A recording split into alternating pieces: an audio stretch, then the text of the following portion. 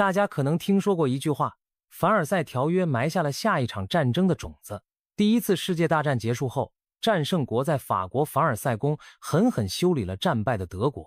根据1919年的凡尔赛条约，德国被迫承担战争全部责任，割地赔款，军队规模被限制的比保安队还少。想象一下，一个好战分子被强行缴械，还要赔偿天价债务，德国老百姓自然满腹怨气。更糟糕的是，20年代末爆发的经济大萧条让全球经济像过山车一样一路狂跌，股票暴跌，银行倒闭，工厂停工，数以千万计的人失业。德国本就虚弱的经济更是雪上加霜，一块面包都贵得像黄金。有句戏言说，当时人们拿一筐现金才能买一斤土豆，这种日子谁受得了？在绝望中，人们开始希望寄托在那些口号喊得震天响的极端政客身上。就在这种背景下，欧洲和亚洲相继出现了几个狠角色，他们宣扬激进的民族主义和极权主义，我们称之为法西斯的崛起。首先是在意大利，墨索里尼早在1922年就上台当起了独裁者，号称要恢复古罗马帝国的荣光。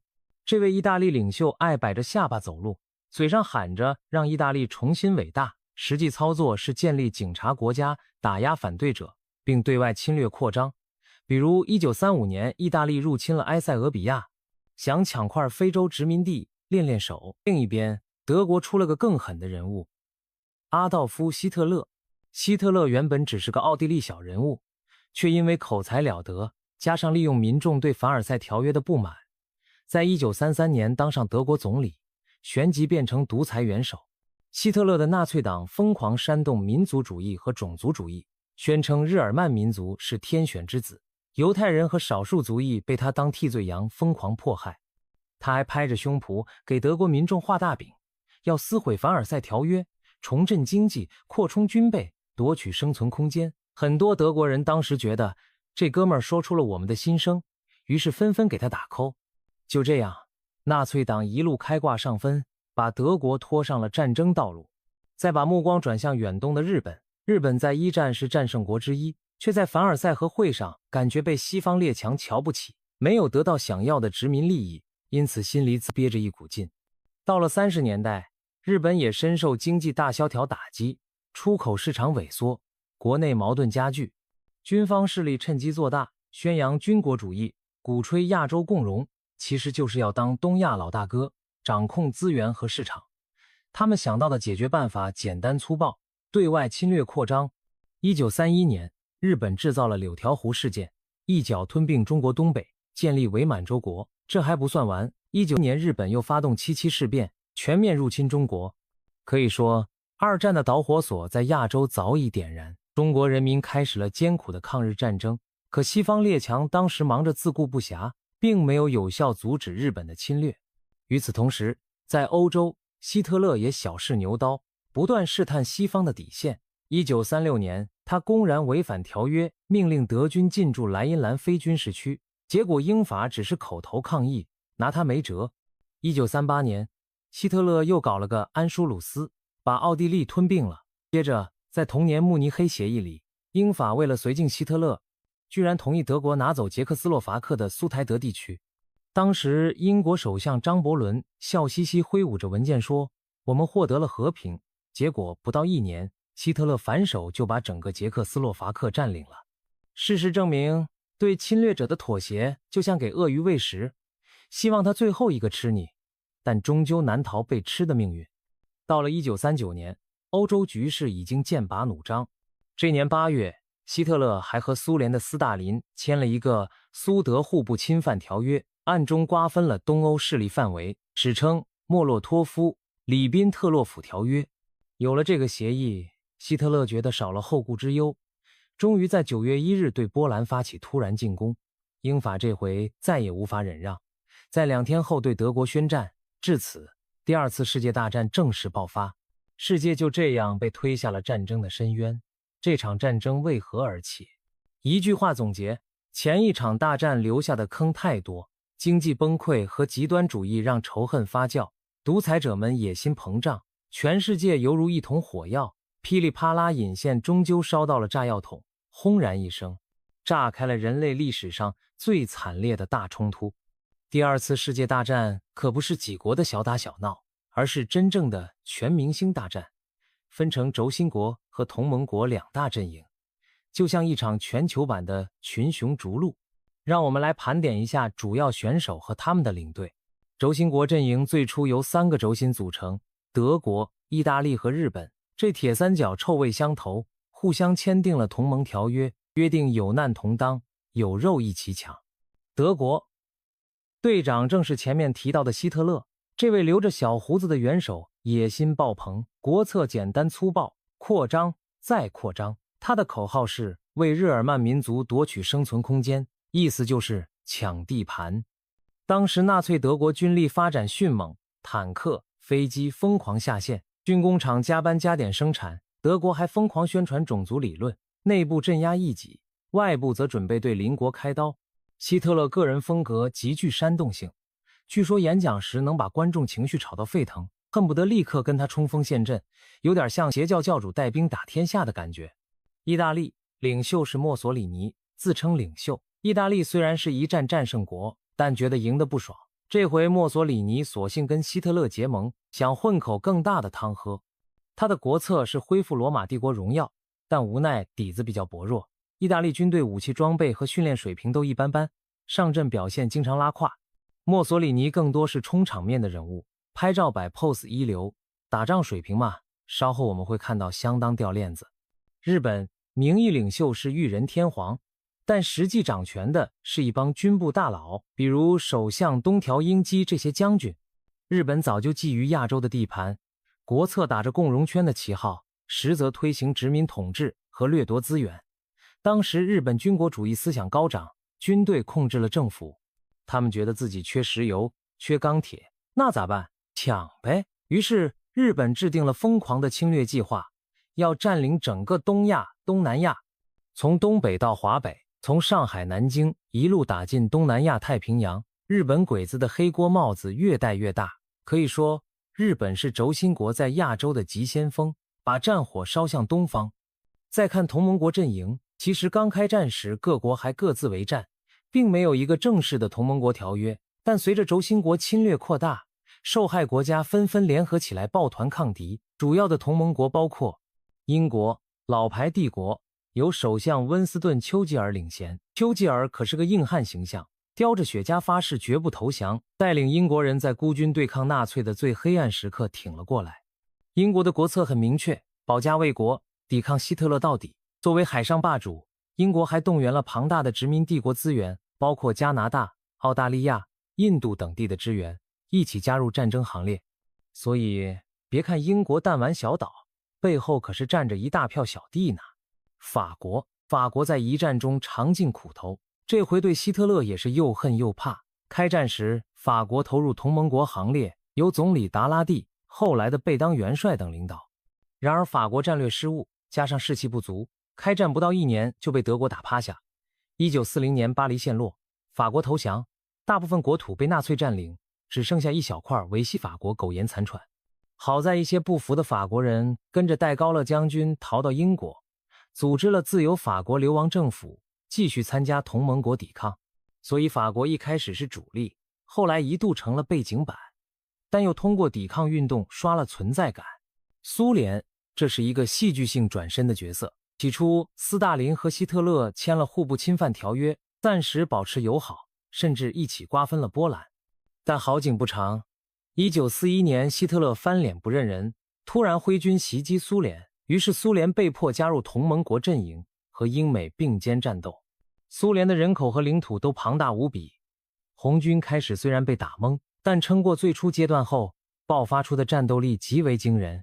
斯大林领导下的苏联实行全国总动员，工厂搬进乌拉尔山后面，日夜赶工生产坦克飞机。苏联的国策从保全自己迅速变成把德国佬赶出老巢，顺便解放东欧，添块缓冲区。总之，苏联成了拖住纳粹德国主力的关键力量，也是同盟国的重要一极。美国开战之初，美国扮演的是吃瓜群众的角色。由于一战后美国人民倾向孤立主义，罗斯福总统虽然同情盟国，却一开始只敢偷偷援助。美国国策在1941年前是避免直接参战，同时又准备着万一不得不打也能一拳揍死对手。真到不得不上的时候，这位山姆大叔可绝非等闲之辈。1941年12月珍珠港事件后，美国正式参战，一下子成了同盟国的王牌选手。富兰克林 ·D· 罗斯福当总统期间，发挥美国强大的工业潜力，把全国变成了战争机器。美国工厂像爆米花一样生产军舰、飞机，各种战略物资源源不断运往战场。美国的加入直接改变了战争的天平。简单说，美国在二战前期隐身发育，后期高调杀入团战，一出手就是核弹这种大招。中国在亚洲战场抗击日本，可是开战最早、坚持最久的盟国之一。早在1937年77事变后，中华民国政府在蒋介石领导下全国动员抗日。当时中国很弱，装备落后，但硬是以血肉之躯拖住了日军大量兵力，为盟军赢得了宝贵时间。虽然中国正面战场节节败退，首都南京沦陷，发生了震惊世界的南京大屠杀惨剧，但中国军民没有屈服，内地坚持抵抗，艰苦熬到了太平洋战争爆发，盟友增援。中国的抗战极大牵制了日本，让日军在亚洲陷入泥潭，所以中国绝对算同盟国的重要成员。也难怪战后中国成为联合国5大常任理事国之一，这是用无数牺牲换来的国际地位。当然，二战中还有许多国家卷入，比如加拿大、澳大利亚、新西兰这些英国的铁杆小弟不在话下，波兰、南斯拉夫、希腊等先后遭侵略后也加入抵抗，德意日一方则拉拢了匈牙利、罗马尼亚、保加利亚等等当帮手。一些国家摇摆不定，比如意大利就中途叛变。1943年，意大利国内政变推翻了墨索里尼，新政府转头加入盟军，对前盟友德国开战。这操作活像球场上中场休息换边站队，把德国气得牙痒痒。还有些国家保持中立观望，譬如西班牙刚打完内战不想掺和，但暗中也帮了点轴心国的小忙。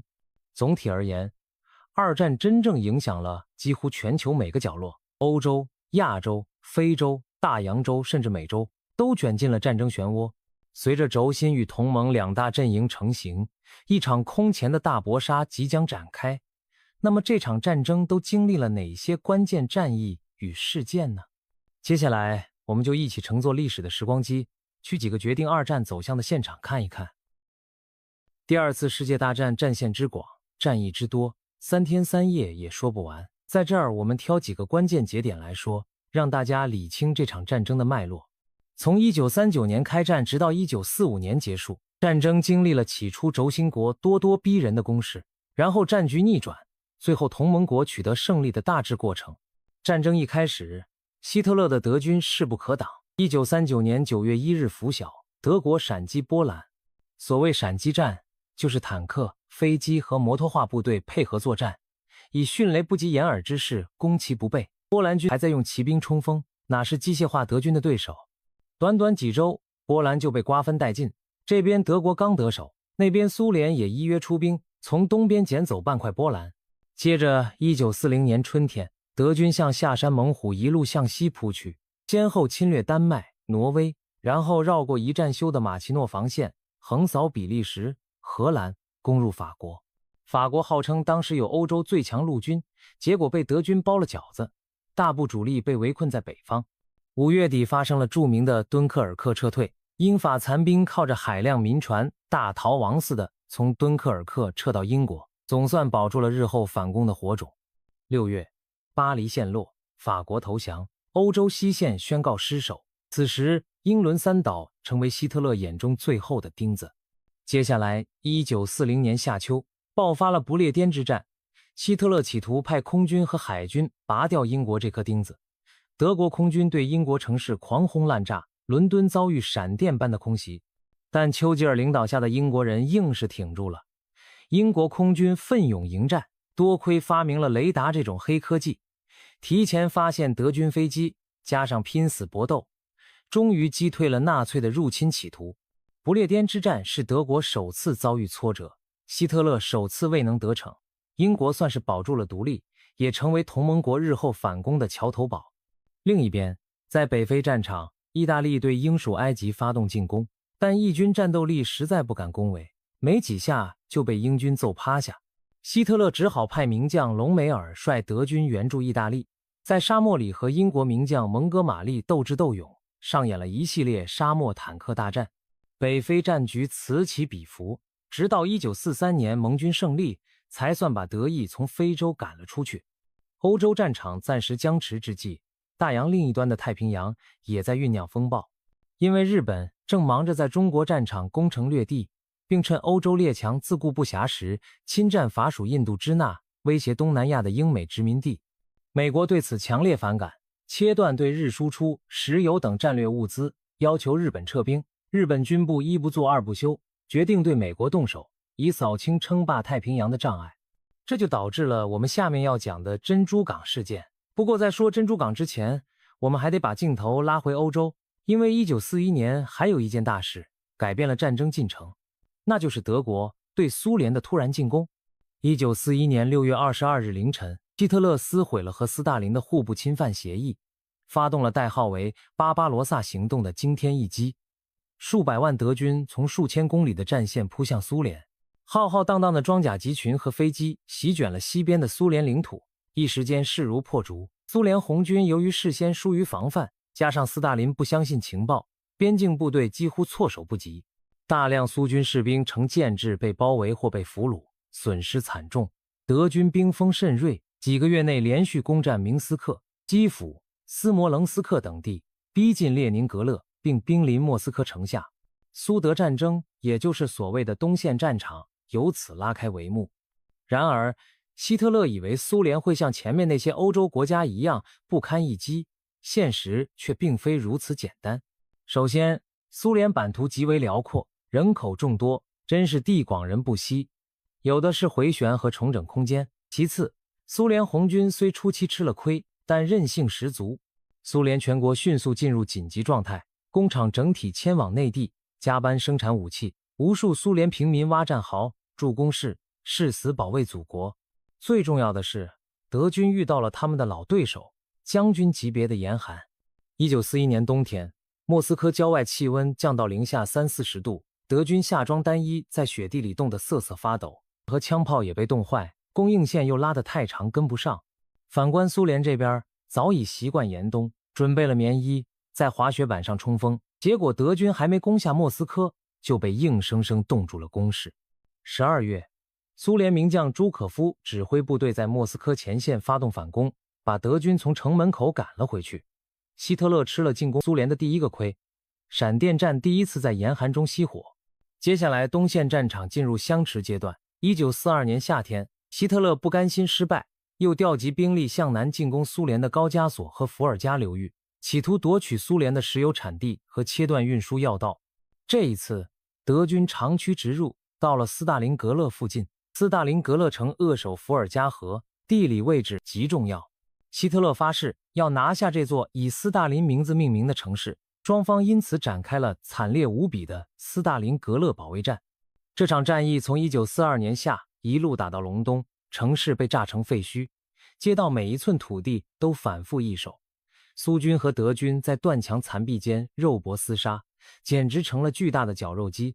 苏军士兵抱着不让德寇前进一步的决心死守，德军也奉命不准后退。最终，苏联利用冬季和增援部队完成了合围，成功将30多万德军围困在斯大林格勒城内。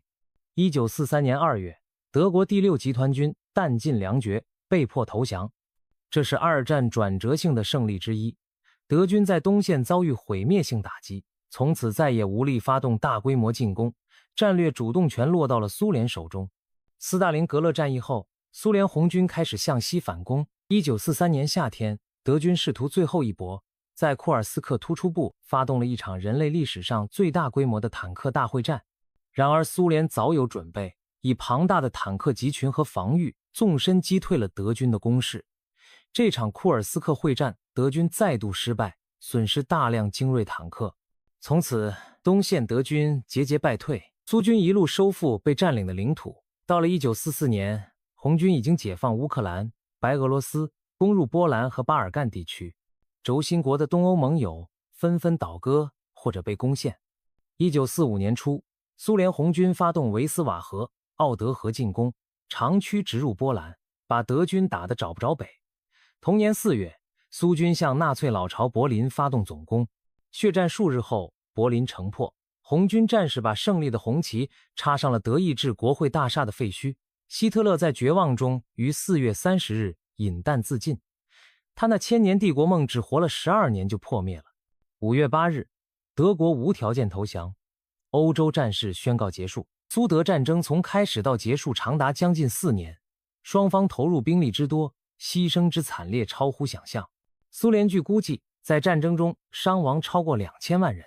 东线战场成为纳粹噩梦的终结地，苏联也因此付出了沉重代价。但不管怎样，希特勒终于被彻底打败了。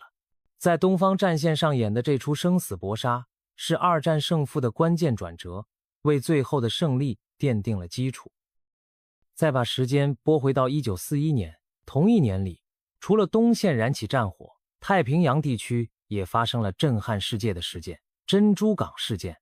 1941年12月7日的清晨，对于美国夏威夷的珍珠港基地来说，原本是个宁静的星期天早上，美军官兵很多还在睡懒觉或者准备教堂礼拜。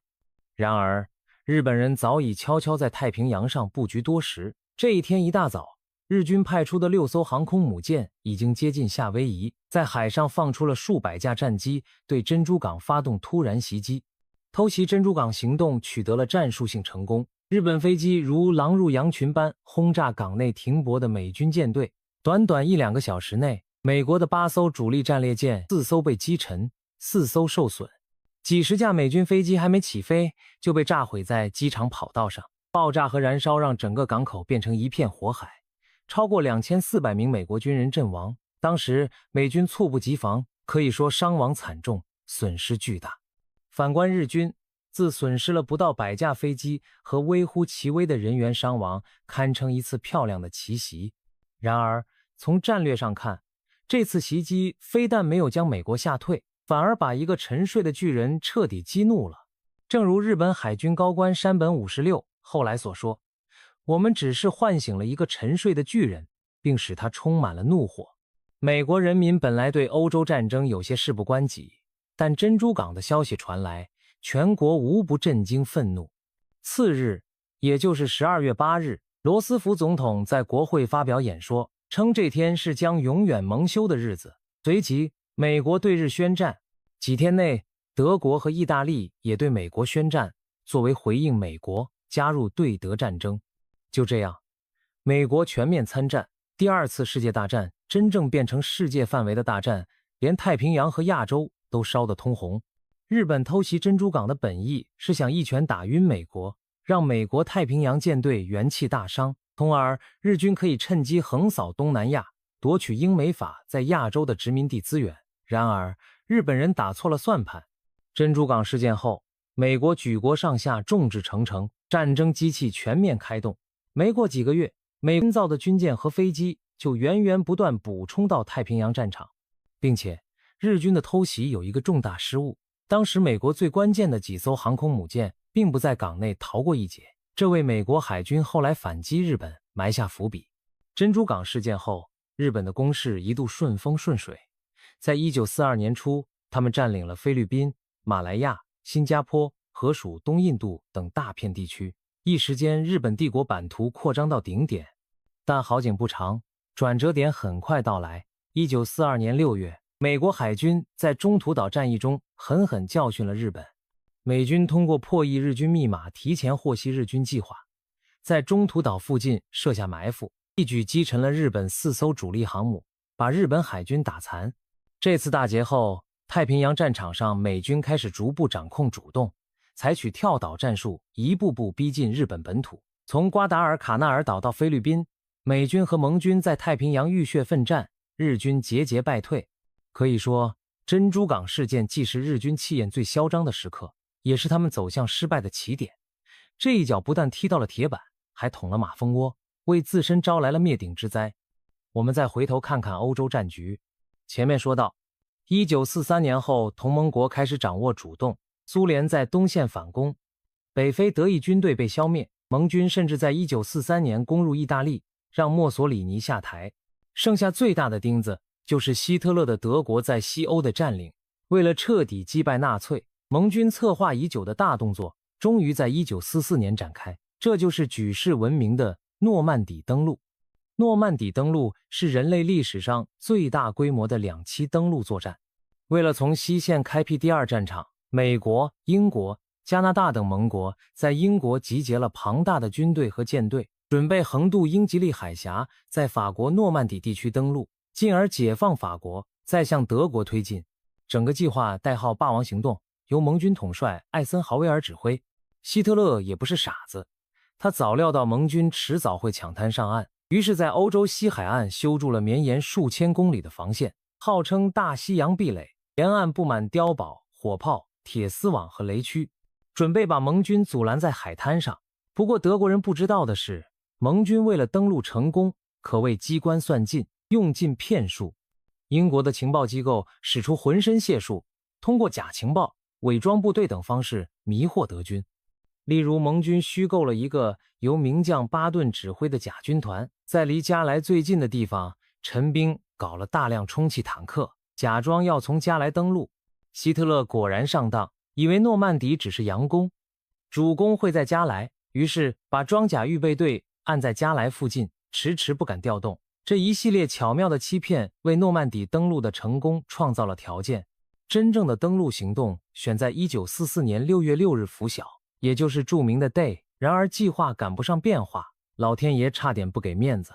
原定6月5日的进攻因为恶劣天气推迟了一天。6月6日凌晨，虽然风浪依然不小，但盟军还是咬牙执行任务。这天凌晨，成千上万的伞兵先乘坐滑翔机和运输机，在德军后方的诺曼底乡间着陆，切断敌军交通，夺取关键桥梁。天亮时分，5000多艘军舰和登陆艇载着超过15万盟军官兵横渡海峡，出现在诺曼底海岸线。德军守军惊呆了，连忙拉响警报。在法国诺曼底沿岸的5个滩头，盟军士兵冒着枪林弹雨冲上沙滩，德军的机枪、炮火无情扫射，海水都被鲜血染红。其中最惨烈的是美军负责的奥马哈滩头，地形不利，防守严密，美军一度伤亡惨重，很多士兵还没踏上沙滩就中弹牺牲。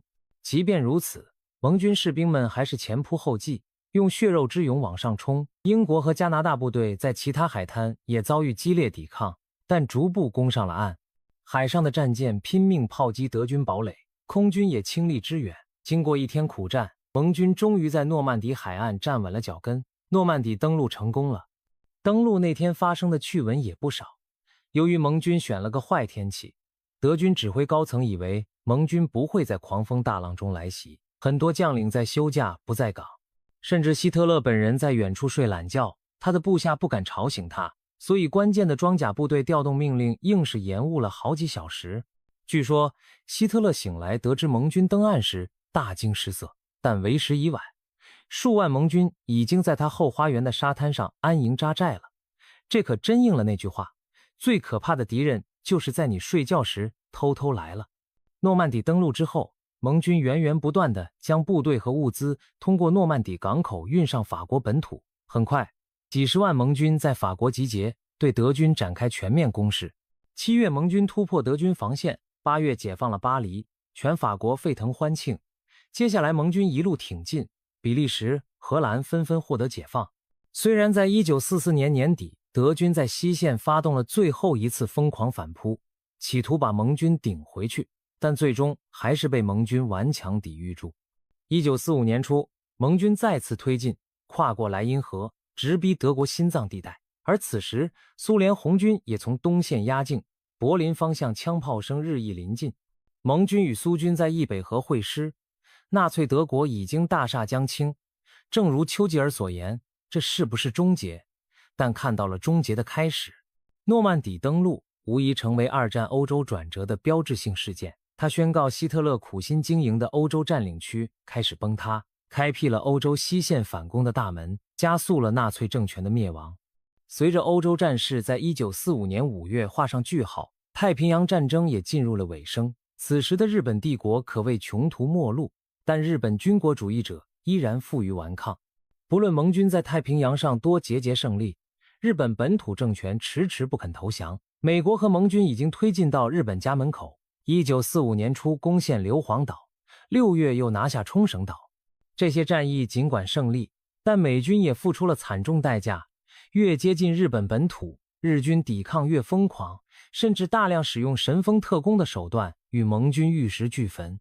盟军高层预估，如果直接登陆进攻日本本土，双方可能各要伤亡数百万人。就在这时，美国拿出了一张终极王牌，一项机密研制多年的超级武器浮出水面，那就是原子弹。早在1942年，美国就启动了绝密的曼哈顿计划，集结世界顶尖科学家，投入巨资研发核武器。到1945年夏天，第一颗原子弹已经试爆功。盟国在7月的波茨坦会议上敦促日本无条件投降，否则将面临迅速且彻底的毁灭。但日本政府内部军方强硬派仍不为所动，继续拖延拒绝投降。于是美国下定决心，以空前的武力震撼逼迫日本投降。1945年8月6日清晨，一架美军 B-29 超级堡垒轰炸机飞临日本广岛市上空，投下了一枚取名小男孩的原子弹。几秒钟后，一道超过太阳亮度的强光闪过，紧接着一朵巨大的蘑菇云腾空而起，广岛城中心几乎瞬间被夷为平地，超过7万平民当场死亡，更多人在随后几个月因伤病和辐射陆续死去。整个世界为之震惊，人类第一次在战争中使用核武器，其毁灭性的威力让人难以置信。然而，日本高层仍在犹豫，少数将领甚至认为美国不可能有第二颗原子弹。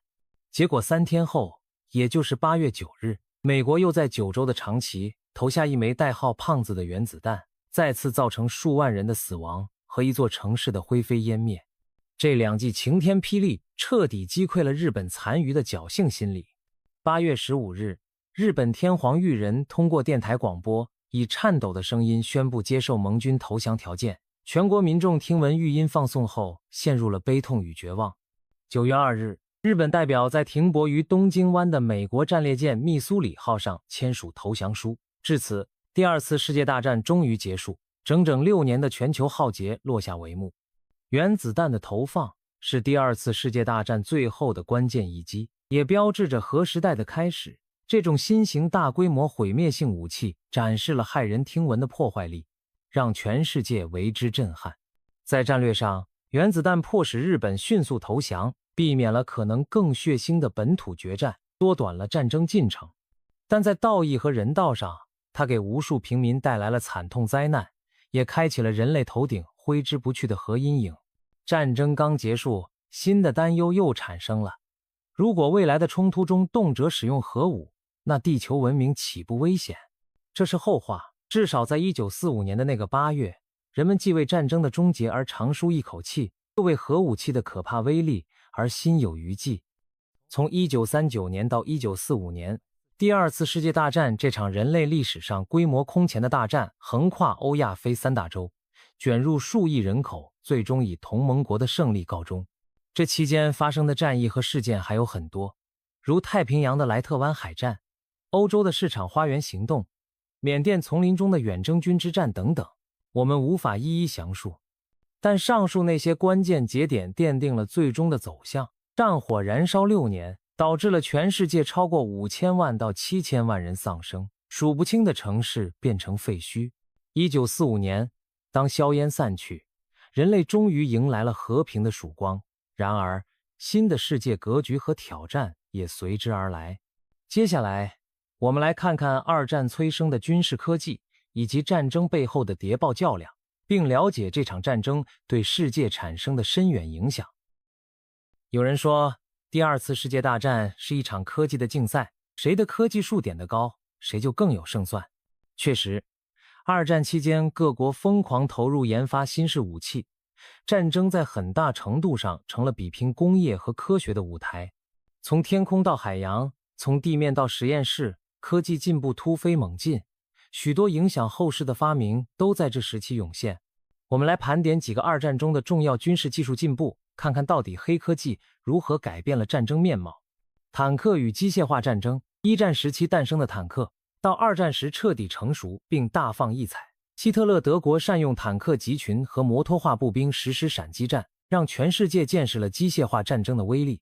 德军的潘泽坦克军团横扫欧洲，把传统步兵甩在后面吃尘。为了对抗，盟国也加紧制造坦克。苏联的 T-34坦克就是明星代表。这款坦克火力、防护、机动均衡，在东线战场以数量和性能的结合让德军头疼不已。德国后期推出了更重型的虎式、豹式坦克、后装甲大火炮，单挑很凶悍，但生产困难且数量有限，往往寡不敌众，被群殴致败。美国的 M4 谢尔曼坦克产量惊人，虽然单车性能一般，但胜在皮实耐用，后勤保障好。一旦5-6辆谢尔曼围打一辆虎式，也能把虎耗死。可以说，二战把坦克这位陆战之王的地位彻底巩固了。从此，大规模机械化冲锋成为主流战术，马匹骑兵退出历史舞台。战争中还出现了各种改进，比如坦克炮愈发威猛，装甲愈发厚重，甚至还有坦克装上喷火器、坦克架桥等等奇招。这一时期的坦克大战场面可比好莱坞大片还刺激。机械化技术让战争节奏空前加快，几十公里长驱直入，1天内搞定，这要搁以前难以想象。飞机与制空权，如果说坦克主宰了地面，那么天空则成为另一决胜场。二战是第一场全面意义上的空中战争，各参战国无不竭尽全力发展军用飞机、战斗机、轰炸机、侦察机、运输机种类繁多。早期德国空军的梅塞施密特 Bf-109 战斗机叱咤欧洲天空，英国则有灵活的喷火式战斗机，在不列颠之战中力挽狂澜。随着战争推进，飞机性能不断提升，出现了长航程的重型轰炸机，如美国的 B-17、空中堡垒和 B-29， 以及英国的兰开斯特。这些大家伙飞越半个欧洲去轰炸对方的城市和军工厂，把战争直接带到敌国后方。为了掌握制空权，空中缠斗愈演愈烈，各种王牌飞行员涌现，一时间狗斗成为常态。科技人员则夜以继日改进发动机性能、武器射速，甚至催生了划时代的新发明——喷气式战斗机。德国在战争末期研制出了世界上第一种喷气战机 Me-262飞燕，速度远超螺旋桨战机。虽然因为太晚服役，数量太少，对战局影响有限，但喷气时代的序幕已然开启。此外，日本在太平洋前期凭借零式战斗机制空，后期美军以更先进的 F-6F 地狱猫等机型取得优势。可以说，二战各国拼命往天上烧钱，图的就是谁能抢占天空。除了飞机本身，配套的雷达技术也在战争中取得突破。英国在战争初期就布置了雷达战网，及时发现德军空袭，大大提高了防空效率。雷达后来扩展应用到海上和地面，成为现代战场的千里眼。想象一下，当年士兵们还用肉眼瞭望敌情，二战后期已经开始用电子波探测敌机敌舰，这转变相当惊人。总之，二战让制空权成为左右战争胜负的关键因素之一。海战与舰艇革命，早在一战末，战列舰还是海洋霸主。然而二战期间，海战形态发生了巨大变化，航空母舰取代战列舰，成为大洋上的新王者。珍珠港事件正是航母打败了停泊中的战列舰，中途岛海战更是经典的航母对决，交战双方舰队相隔上百海里，完全看不见彼此，全靠舰载机来回厮杀。最后胜负取决于航空兵的表现，战列舰巨炮无用武之地，慢慢沦为火力支援或防空平台。日本拥有当时世界最大战列舰大和号，结果连像样的主炮齐射机会都没有，就在航母时代的浪潮中被空袭送进了海底。相反，航空母舰成为各国争相建造的重器。美国的埃塞克斯级航母一口气造了10几艘，源源不断，把日军打得喘不过气。可以说，航母时代自二战起正式来临，直到今天，航母仍是大国海军的核心。所以二战是战列舰的谢幕礼，也是航母的高光首秀。除了航母，潜艇在二战中也发挥了巨大作用。德国的 U 型潜艇组成的狼群在大西洋上猎杀盟军商船，企图切断英国的海上补给线。一时间，大西洋变成死亡陷阱，盟军运输船像下饺子一样被击沉，英国一度面临被饿死的风险。盟国不得不组织大型护航船队，开发声纳，主动探测潜艇，还发明深水炸弹来攻击潜艇，逐渐缓解了游艇危机。同时，盟军破解德军潜艇密码和改进战术，使得1943年后游艇损失加剧。即便如此，德军潜艇在二战期间仍击沉了数千万吨的船只，险些改变战争走向。潜艇技术也在战争中不断改进，后来甚至有德国研制出更先进的电动潜艇，但那已经太迟了。战争很快结束，潜艇这个水下幽灵在二战成名，战后各国更是发展出核潜艇，可见其重要性。火箭与导弹，二战促使人类第一次将火箭用于武器。德国在战争末期发射了世界上第一种远程弹道导弹 V2 火箭，这是一种携带炸药的火箭导弹，能够从荷兰发射，几分钟后飞抵伦敦，天降杀机。V2 飞行速度太快，无法被当时的防空武器拦截，给英国造成相当破坏。不过 V2 数量有限，更多是心理威慑意义。德国还发明了 V1 飞弹，其实是一种早期的巡航导弹或无人机炸弹，带着嗡嗡响声飞向目标，因此外号嗡嗡炸弹。虽然这些复仇武器无法扭转德军的败局，但他们开创了导弹时代。战后美苏都抢夺德国火箭专家，比如大名鼎鼎的冯布劳恩就被美国带走，主导了后来的登月火箭研制。可以说，没有二战催逼，人类的太空时代也许不会来得这么早。谁能想到，袭击伦敦的 V2 火箭其实是现代航天火箭的老祖宗呢？密码破译与计算机，战争不光比拼钢铁和火药，还比拼信息和智慧。在二战中，各国投入大量人力物力去破解敌方密码，保障己方通信安全。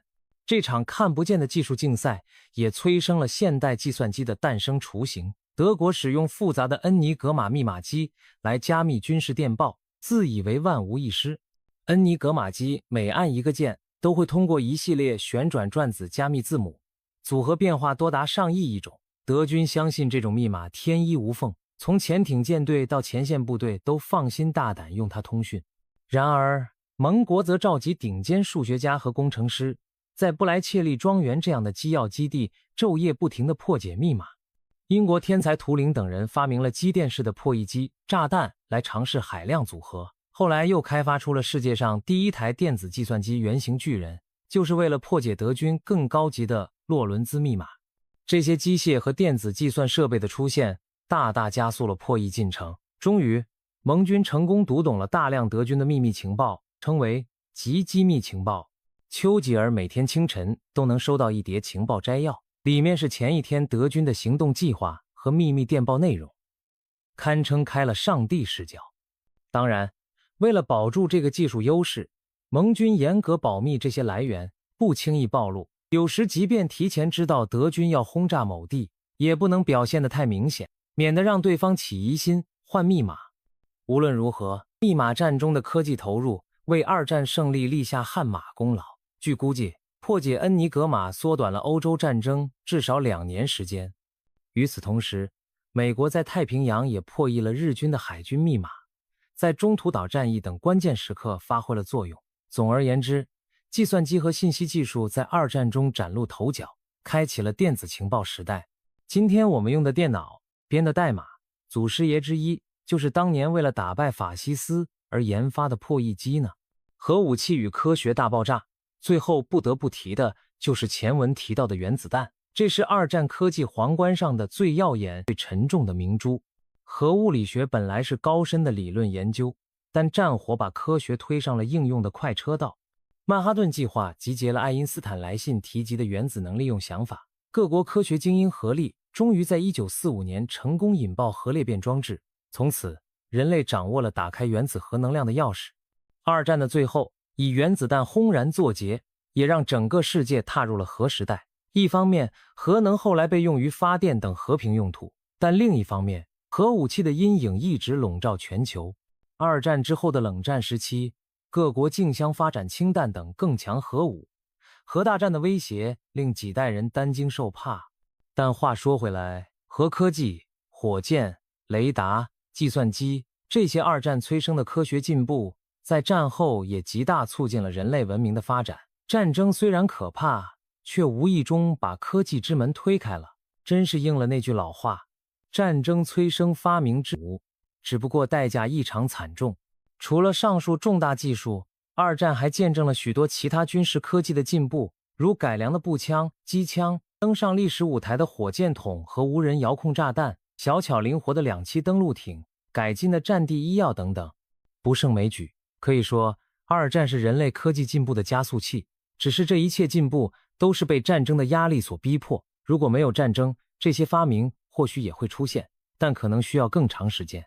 战争让科学家变成了军火匠，也让工程师成为战士。他们研发的新武器每出来一个，就意味着对方赶紧研发对应的反制手段，如此你追我赶。在二战这个巨大的修罗场中，科技和工业实力成为左右胜负的关键因素，再不是冷兵器时代那种单凭勇武取胜的逻辑了。正因为此，战争结束后，美国、苏联等都抢着把德国、日本的科学家、工程资料当战利品，生怕在科技上落后。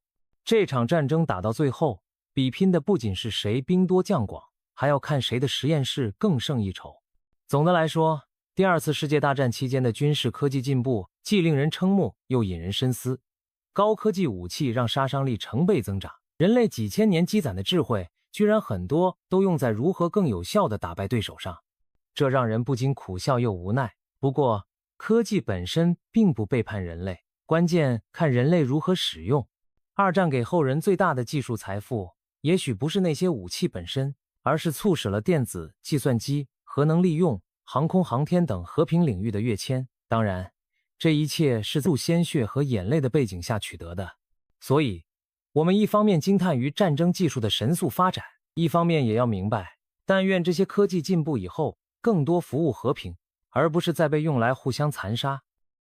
战场上真刀真枪拼命厮杀的同时，还有一群人在暗处斗智斗勇。第二次世界大战也是一场间谍与情报的战争，谍报人员的博弈有时甚至可以影响整个战局的走向。英美等同盟国和纳粹德国、日本之间展开了一场看不见硝烟的较量，包括密码破译、间谍渗透、假情报欺敌等等，精彩程度不亚于谍战大片。让我们揭开这层迷雾，看看二战中的谍战与情报大战。首先不得不提的就是传奇般的恩尼格玛密码破解战。前面科技部分提到，德国人迷信他们的恩尼格玛加密机无比安全，每天使用它发送海量军事密电，比如潜艇位置、部队调动等等。要是这些内容被盟军掌握，简直相当于看穿了对手的底牌。德国情报机关自信满满，但他们报盟国这边已经开启了地表最强脑力风暴。在英国乡间的布莱切利庄园，汇集了大批数学家、语言学家、国际象棋高手等各种奇才怪才。他们每天的任务就是绞尽脑汁，把截获的德军密电变成可读的信息。英国密码破译小组在波兰同行的基础上，开发出改良版炸弹机，来自动尝试钥匙组合。后来，艾伦·图灵等人又利用电子技术设计出更快的解码机。日复一日的努力，终于打开了突破口。通过捕获的密码本和不断累积的破解技巧，盟军逐渐可以读懂大量德军电报。这个成果被列为最高机密，代号 Ultra。英国首相丘吉尔和少数高级将领能够看到 Ultra 情报，却必须守口如瓶，不让任何人，包括苏联盟友，都不知道来源细节。有了 Ultra， 盟军在某种程度上未卜先知。例如，英国正是依靠破译的密码情报，及时掌握了德国游艇狼群的动向，改进护航路线，让大西洋航运扭转危局。再如1943年德国人策划在库尔斯克进攻，苏联提前从盟军那里得到准确情报，做好了充分准备，结果给了德军迎头痛击。密码战最扣人心弦的一幕，也许是在诺曼底登陆前夕，盟军最怕的就是诺曼底登陆计划泄密。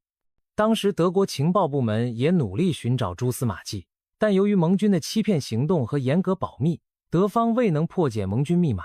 相反，盟军继续读着德军的信，一边看他们上当受骗，简直就像一桌人在打牌，德国人打出的牌，盟军透过特殊眼镜都能偷瞄个大概。可以说，情报优势让盟军如虎添翼，加快了战争胜利的步伐。当然，情报战不仅是破译电报，还有传统的间谍谍报活动。二战中涌现了许多传神的间谍故事。英国成立了一个专门从事秘密行动的单位，叫做特别行动执行处。美国则成立了战时情报机构 OSS。这些机构培训、派遣大批特工深入敌后，组织游击队、刺探情报、实施破坏等等。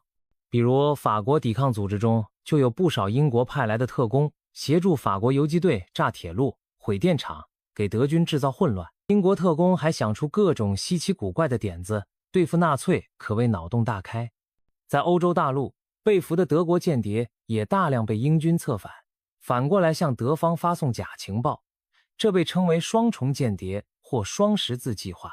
有个西班牙人间谍绰号加尔伯，成功骗过德军高层，给他们传递假消息，让希特勒误以为诺曼底登陆只是佯攻，他苦苦相信盟军主力会从另一路登陆。结果直到登陆后很久都没把预备队调去诺曼底，白白错失反击机会。这种高级骗术堪称谍战史上的经典，让人大呼过瘾。此外，还有著名的肉线行动。1943年，盟军准备进攻西西里岛，但想让德国以为目标在希腊，他们把一具尸体打扮成英国军官模样，伪造身份文件和情书，在尸体上放了假的机密文件，内容提示盟军要攻希腊，然后把尸体悄悄丢到西班牙海滩。果然，德国情报部门上钩，把文件上报希特勒，希特勒信以为真，把兵力调去防守希腊，结果盟军轻松夺取西西里。这起离奇的诈术听着像小说情节，但实实在在发生过。巧妙的情报欺骗直接帮助盟军省下了无数性命。在太平洋战场，谍报战同样激烈。美国的密码破译小组早在1942年就破解了日本海军的主要密码 JN-25。正因为读懂了日军电报，美国人才在中途岛提前埋伏。如果没有这份情报，也许中途岛战果将截然相反。还有一次，美国情报得知日本海军名将山本56将乘飞机巡视前线，美军遂派战斗机伏击击落，报了珍珠港之仇。这都是情报战带来的胜利。苏联方面也有传奇间谍，比如理查德·佐尔格，他打入日本德国外交圈，曾及时向莫斯科报告日本不会北攻苏联，使斯大林敢于从远东调兵来保卫莫斯科。遗憾的是，佐尔格最后暴露被日方处决，但他为苏联立下大功。这样无名英雄还有很多，他们潜伏在敌营，传递关键消息，某种程度上改变了历史走向。二战的情报战不仅包括获取信息，也包括保密与反间谍。盟军在这方面总体表现出色。例如珍珠港事件后，美国迅速加强本土防谍，几乎没有让日本再得手关键机密。英国更是成功的将本土德军派来的特工几乎一网打尽，然后要么消灭，要么反招募，这导致德国在英国情报近乎全盲，还一直被假信息牵着鼻子走。反观纳粹德国和日本，在情报防范上则漏洞不少，既有技术上的，也有人为上的。情报头子互相斗法也很有戏剧性。德国军事情报局长卡纳里斯表面替希特勒卖命，实际上暗通英美，心怀异志，最后也被纳粹处死。可以说，希特勒在谍报战线上其实是输家，他既没重视密码升级，也没彻查内部的可靠性，反倒是盟军情报机构诸如 MI6 等大显神通，让希特勒的情报系统像个漏勺。二战的间谍战充满了智慧和胆量的对决，无名英雄们在阴影中活动，他们用电报机敲出的暗码，有时甚至用微型相机拍下的文件，往往比坦克炮弹更有威力。盟军最高指挥官艾森豪威尔曾说，情报工作缩短了战争至少2年，这话绝不夸张。可以想见，如果没有这些胜利背后的胜利，历史可能要改写。同样，轴心国那些错误的决策，背后往往有盟军谍报人员的推波助澜。情报战教训告诉世人，知己知彼，百战不殆，绝对是真理。而瞎子摸象则只能碰壁吃亏。当然，我们在讲述谍战传奇时也别忘了，这些卧底与特工过着刀尖舔血的生活，许多人牺牲时甚至名字都无人知晓。在胜利阅兵时，他们不在队列中，但他们的贡献不可磨灭。可以说，正是千千万万前线士兵流血和这些幕后英雄刘汉双管齐下，才共同赢得了二战的最终胜利。经历了6年的战火浩劫，人类终于迎来了和平。第二次世界大战对世界的影响是巨大的、深远的，几乎塑造了战后整个国际秩序和社会发展走向。可以说，我们今天所处的世界，很多方面都能追溯到二战时期的遗产。以下几个重要影响尤其值得关注。联合国的建立，为了防止再次爆发全球性大战，战胜国主导建立了联合国这一国际组织。前身一战后的国际联盟因软弱无力被证明失败，这回各国下决心打造一个更有实际效力的和平机构。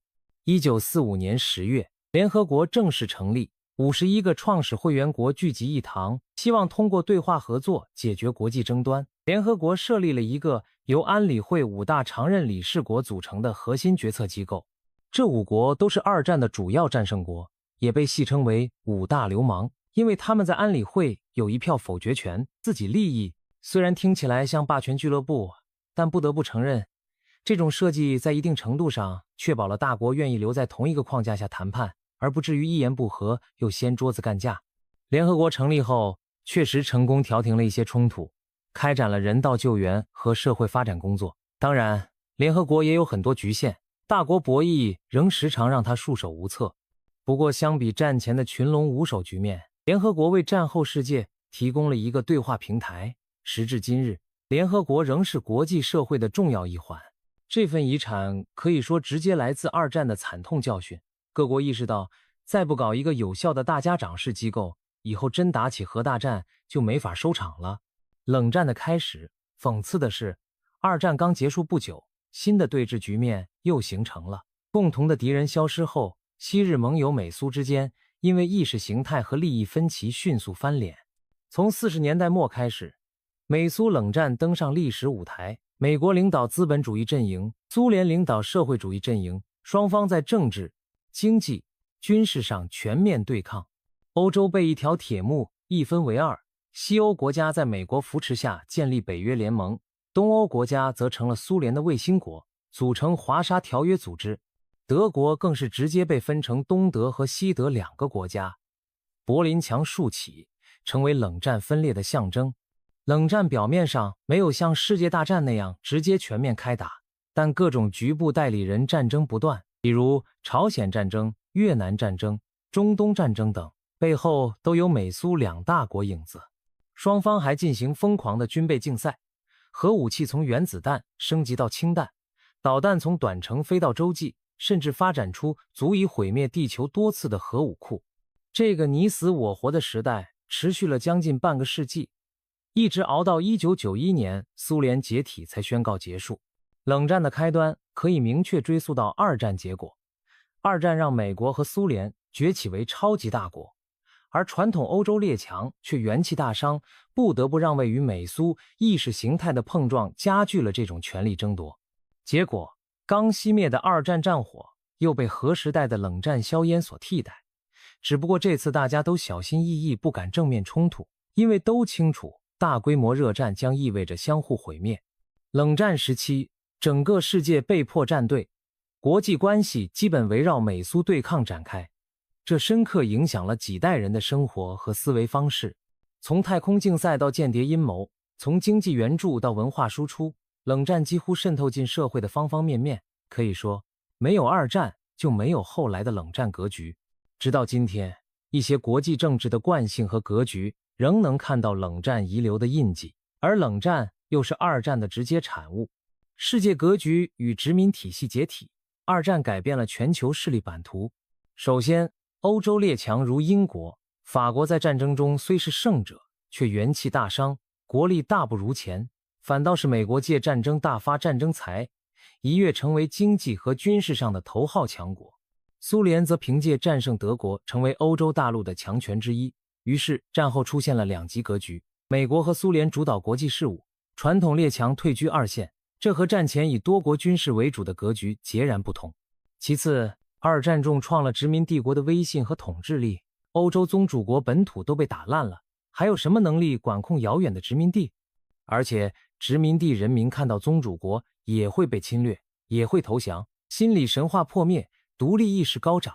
于是，战后10几年内，亚洲、非洲发生了大规模民族独立运动。印度、巴基斯坦、缅甸、西兰等，在1940年代末先后脱离英国独立。接着50到60年代，非洲殖民地如加纳、尼日利亚、肯尼亚、阿尔及利亚等纷纷独立建国。远东的印尼、马来亚等也摆脱荷兰、英国的殖民统治。二战成了殖民体系的掘墓人，旧的帝国主义时代就此终结，取而代之的是新兴独立国家，如雨后春笋涌现。虽然独立过程有时伴随战争，但总趋势不可阻挡。到20世纪下半叶，殖民帝国已经成为过去式，大英帝国辉煌不再，法兰西也痛失海外珍珠。可以说，如果没有二战这个催化剂，殖民体系的瓦解可能会更拖延。二战把老牌帝国打残了，殖民地人民也为宗主国流血卖命。战后他们当然要求平等自由。总之，二战重绘了世界地图，几十个新国家登上历史舞台，民族自觉成为国际公认的价值。我们如今熟知的许多国家都是二战后才独立的，这都是这场战争间接促成的历史巨变。科技与经济的巨变，二战的影响还反映在科技和经济方面。前面说到战争中科技猛进，战后这些技术迅速转为民用，推动了新一轮产业革命。核能开始用于发电，1950年第一批核电站出现，人类进入原子能时代。喷气式飞机在战后改进，很快用于民航客机，缩短了全球旅行的时间。导弹火箭技术推动了航天事业。1960年代，人类登月、卫星通讯开展，都是拜二战火箭鼻祖所赐。计算机更不用说，从最初的军用机发展成商用计算机，再到个人电脑、互联网，大大改变了社会面貌。而计算机技术正是在二战的信息战需求下诞生的。战后，美国政府还启动了 ARPANET 等科研项目，为互联网奠基，这和冷战军备竞争有关，也可以追本溯源到二战科技基础。医学方面，青霉素的大规模生产让细菌感染不再是致命杀手，外科、整形等技术的进步也因战争救治需要而提高。可以说，二战在摧毁旧世界的同时，也推动了新技术革命，为战后几十年的经济腾飞打下了基础。特别是美国，通二战经济大爆发，成了世界工厂和金融中心。战后美国推出马歇尔计划援助欧洲重建，也是在重振经济秩序。西欧和日本在战后废墟上实现了经济奇迹式的增长，这背后既有人民努力，也有二战后特定国际环境的帮助。日本和西德作为昔日战败国，战后努力发展民用产业，几十年后成为经济强国。这种凤凰涅槃的故事，很大程度上得益于二战清除了旧的政治障碍，给了他们重启的机会。当然也别忘了，现代国际经济体系，比如国际货币基金组织、世界银行、关税贸易总协定等，都是二战后建立的，旨在避免再次出现战争前那种以邻为壑的经济崩溃。可以说，全球化经济秩序在二战后形成并不断深化，世界各国经济联系日益紧密。正是吸取了大萧条和战争的教训，战后各国努力推动贸易自由化和国际合作，这构成了我们今天经济生活的大背景。社会与观念的变化，二战还带来了诸多社会层面的影响，比如妇女解放运动在战后继续推进。战争期间，为了填补男人上前线的空缺，大量女性走进工厂，开启机床，担任各种工作，被称为铆钉工、罗茜等形象，说明女性完全能胜任传统男性工作。战后，虽然很多女性退回家庭，但平等意识已深入人心，为后来女性争取权益奠定基础。再比如，民权与种族平等的观念有所增强。美国的非裔士兵在军中服役，回国后更加不满种族隔离，为之后的民权运动铺路。欧洲因为痛恨纳粹的种族主义理论，战后在法律和价值上更强调人人平等，反对种族主义。联合国通过了世界人权宣言，倡导基本人权理念，这也是二战反思的结果。还有国际法与战争罪的观念深化，战后举行了纽伦堡审判和东京审判，第一次将战争狂人和大屠杀责任人送上法庭，追究战争罪、反人类罪。这在以前国际政治中是破天荒的。过去战争失败者顶多被流放或处死，但不会以法律审判形式出现。二战后，人们意识到需要对发动侵略战争和屠杀平民的行为追责，于是国际法进入一个新阶段。今天我们谈论的人道主义干预啊、战争罪法庭啊，都可以追溯到纽伦堡的先例。以色列国家的建立也与二战直接相关。由于犹太人在大屠杀中遭受灭绝性迫害，国际社会同情支持他们建国，于是在1948年以色列成立。再看欧洲一体化，法国、德国这对老冤家终于在二战中厮打够了。战后反思再三，两国领导人决定摒弃夙愿，于是开始尝试经济联合，成立欧洲煤钢共同体，逐步发展为欧盟。欧盟的初心就是让欧洲各国经济绑在一起，谁也别再打仗。所以欧洲一体化也是二战痛定思痛的结果。可以说，二战不仅重绘地图和制度，还改变了人们的思想和观念。人类对和平的渴望、对生命价值的认知，以及对极权主义、军国主义的警惕都大大提升。虽然之后的岁月并不太平，但至少全球范围内，人们更懂得战争的可怕，珍惜和平成为普遍共识。综合来看，第二次世界大战是一场改变世界的战争，它的影响无处不在。政治上催生了冷战格局和联合国体系，经济上塑造了美苏两强和全球化趋势，社会文化上推动了权力运动和思想转变，科技上引领了现代科技革命之开端。当然，这些影响有好有坏，好的比如联合国、欧洲和平、科技进步等，不好的比如五阴云、冷战对峙等。但无论如何，人类从二战中学到了极为深刻的教训，战争的代价太沉重了，和平与合作才是正道。这也是为什么二战后虽有局部战争，但再没有爆发过世界大战，大家都格外小心翼翼。我们今日生活在二战后的世界秩序中，享受着前人以鲜血换来的教训成果。每当我们看到联合国大楼前那幅写着让我们把剑锤成梨的雕像，就会想起二战留给我们的启示，别再让历史悲剧重演。严肃的历史背后也有很多匪夷所思的趣闻轶事。二战期间，各种奇思妙想层出不穷，有些武器和战术听上去脑洞大开，简直让人难以相信这是真事。下面我们就以轻松的口吻盘点几个二战中的奇葩武器和奇特战术。这些冷知识虽然不是决定胜负的关键，但绝对能让你感叹一句，原来二战还有这种操作。蝙蝠炸弹，别以为超级英雄蝙蝠侠才会用蝙蝠，二战时美国真的想出过用蝙蝠当武器的点子。1942年，一位美国牙医突发奇想，向白宫建议制作蝙蝠炸弹。具体做法是抓来数百只蝙蝠，每只身上绑一枚小型燃烧弹，把它们装在一个空投壳里。投放时设定高度释放蝙蝠，它们会飞进日本城市的屋檐房梁，然后定时燃烧弹爆炸，引发漫天火灾。听起来像天方夜谭，但美军居然真的实验了。结果测试过程中发生了大乌龙，一些带炸弹的蝙蝠没听话，飞回了美军基地的房梁，把自己人基地点着了。所幸无人伤亡，但实验设施被烧个精光。这下军方有点心虚，项目也一度推迟。最后虽然改进方案，但由于原子弹研发成功，蝙蝠侠计划被取消了。据估计，如果蝙蝠炸弹真的投入实战，或许真能造成不小破坏。不过想到满天小蝙蝠当轰炸机，这画面让人哭笑不得。也难怪后来有人调侃，幸亏二战没进化出吸血鬼部队，不然蝙蝠们可要开会抗议了。爆炸老鼠，英国的特工们向来以脑洞清奇著称，爆炸老鼠就是他们发明的一个奇招。英国特别行动执行处收集了一批死老鼠尸体，往里面塞满塑性炸药，缝合好伪装成普通死耗子。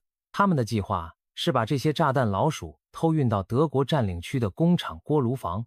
按常理，锅炉工人见到死老鼠会直接连鼠带煤一起铲进炉子烧掉，那么炸药一受热就会爆炸，锅炉连同工厂设备统统报销，是不是听起来很阴险？然而现实情况是，第一批运送爆炸老鼠的特工就被德国人逮了个正着。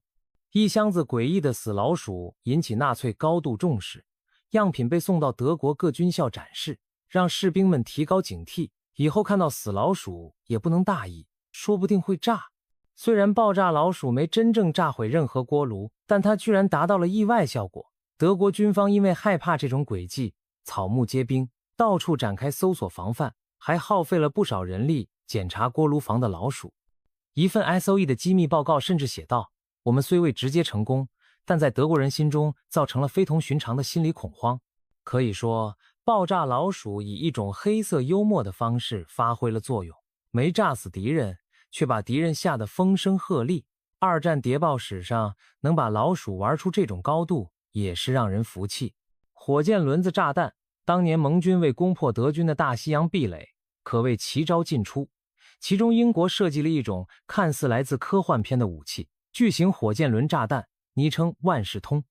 它的构造就像两个巨大的车轮中间夹着一桶炸药，每个轮子边缘安装多级火箭发动机。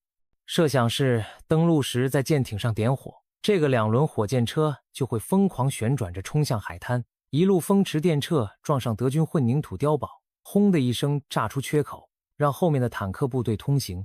听起来是不是很炫酷？然而测试过程实在太欢乐了。第一次试验时，这玩意儿一启动就跟喝醉酒似的乱跑，完全不受控。围观的英国将军们眼看火箭轮朝自己狂飙过来，吓得抱头鼠窜，现场鸡飞狗跳。好不容易没伤着人，但轮子还没到达目标就先自己炸了。改进几次再测，还是东倒西歪，不是爆炸太早，就是偏航跑偏。最后英国人无奈放弃了这个奇思妙想，把万事通雪藏起来。后人调侃说，这玩意儿唯一炸到的目标就是英国军方自己的面子。不过别小看这个故事，它说明在创新道路上总会有些翻车产品，但正是无数次尝试才能筛选出真正有效的方案。至少盟军从火箭轮明白了，靠谱的办法也许是老老实实造更多坦克和炮火，而不是指望一个满场乱窜的铁轮子救市。幽灵军团，战争不光比武器，有时还比演技。二战中盟军就组建过一支奇特的部队，幽灵军团，也叫第23特种部队。这个部队的官兵大多不是传统士兵，而是艺术家、舞台设计师、音响工程师等等。他们的任务不是打仗，而是演戏给德军看。1944年诺曼底登陆后，这支幽灵军团在欧洲大陆展开行动。他们携带了大量充气坦克、充气卡车，一到地方就像搭电影布景一样布置一堆假装备，然后用大型扬声器播放预先录制的坦克轰鸣声、部队喧哗声，让远处的德军侦察听起来像真有一大群盟军在集结。此外，他们还有无线电欺骗小组，模拟虚假电台通信，让德军破译到假消息。这群大骗子最辉煌的一次行动是在德国边境，他们伪装成一个庞大的美军师，迷惑德军调兵错位，掩护真正的美军在另一侧突破。整个二战期间，幽灵军团成功实施了20多次大型骗局，没有一个成员被识破俘虏，自己的伤亡也是0。但据说他们的骗术可能拯救了上万士兵的生命。直到几十年后，这些资料解密，人们才知道，原来当年盟军还有这么一支充气娃娃部队在发挥作用。这故事告诉我们，兵不厌诈有时能起奇效。也许幽灵军团不是直接消灭敌人的英雄，但他们用创意和想象力打了一场漂亮仗。战争中脑洞大开的不止科学家，还有这些艺术家呀。反坦克炸弹狗，说完蝙蝠和老鼠，再来说说狗。苏联红军在战争初期面对德国坦克潮，一度毫无办法。情急之下，他们训练了一批反坦克犬。这些狗狗从小被教导，饿肚子时钻到坦克底下，能找到食物。等上了战场，士兵在狗背上绑一背包炸药和一根引信杆，只要狗一钻到敌军坦克底部，杆子碰到坦克底盘引爆炸药，就能把坦克炸毁，狗狗则献出生命。听着挺残忍，不过苏军真的投入了数百只这样的炸弹狗上战场。据报道，最初有一些成功案例让德军坦克手目瞪口呆，天啊，对面连狗都不要命了。不过很快问题来了，狗狗怎么分辨哪是德军坦克，哪是自己人坦克呢？他们平时训练用的是苏式柴油坦克，闻惯了那味，可德国坦克多用汽油发动机，声音和气味都不同。有些狗被战场吓坏，掉头跑回自己阵地，结果炸伤苏军，闹出乌龙，还有不少狗在枪炮声中迷失方向，根本找不到坦克。于是炸弹狗战术效果很有限，甚至伤己多于伤敌。苏军后来就逐渐取消了。虽然这招实战中不靠谱，但也算脑洞清奇。试想德军第一次看到汪星人背着炸弹冲来，那内心阴影面积恐怕不小。不过我们还是要为这些无辜的小动物叹息，它们也成了战争的牺牲品。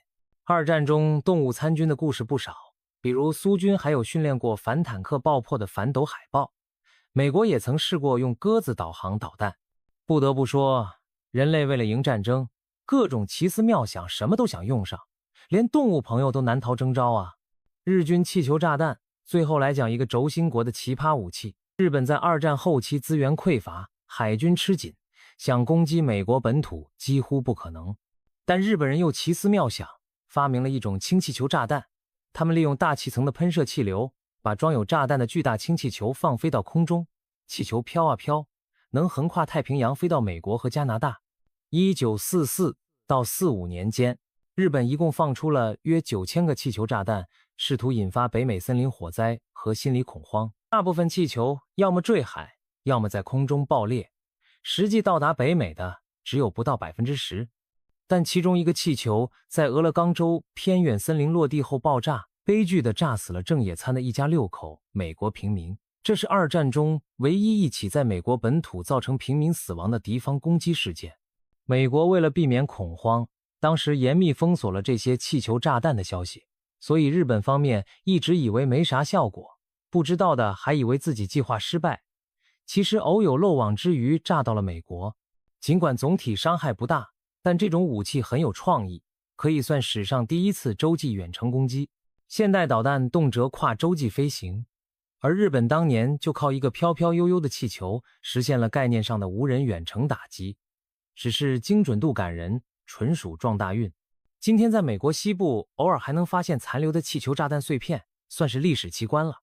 以上这些趣闻让我们看到战争中也有荒诞离奇的一面。正所谓真理有时比小说更奇特，二战期间双方为了胜利简直无所不用其极，从动物兵团到充气坦克，从尸体骗局到氢气球弹，很多听似天马行空的点子都真实上演过。虽然有的很成功，有的则成了笑柄，但都成为历史长河中的一朵朵小浪花。如果不是这些记录被保存，我们很难想象严肃惨烈的二战里还有如此令人瞠目又忍俊不禁的桥段。这些冷知识既增加了历史的趣味性，也反映出人在极端环境下的创造力和荒唐并存。回顾整场二战，我们既看到了人类勇气与智慧战胜邪恶的一面，也目睹了战争荒诞与残酷交织的景象。这场战争带给我们的不仅是教科书上的胜负表，更有无数发人深省的故事和经验。它促使我们思考为何战争会发生，如何避免悲剧重演。通过幽默轻松的方式讲述二战，我们并非要淡化那段历史的沉重，而是希望在笑声中让大家不知不觉学到点什么。正所谓以史为鉴，了解过去才能珍惜现在。当年那些奇葩武器也好，残忍教训也罢，最终都化作一句朴素的期望：世界和平，勿忘历史。